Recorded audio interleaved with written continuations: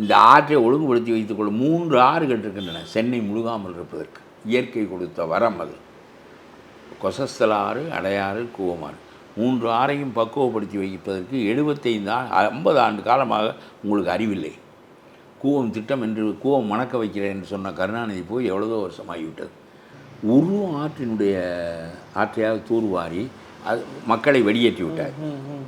அதோடு அப்புறம் மறுபடியும் கொண்டு போய் மணலில் அதை கொட்டுகிறான். அந்த காரிடாரில் வேலை செய்கின்றவன், மதுரை வாயிலுக்கு பாலம் போடுகின்றவன் மறுபடியும் கொட்டுகிறான். இதை ஆமா என்று பார்த்து கொண்டிருக்கிறாய். இப்பொழுது மழை பெய்ய போகிறது, எப்படி தண்ணீர் ஓடும்?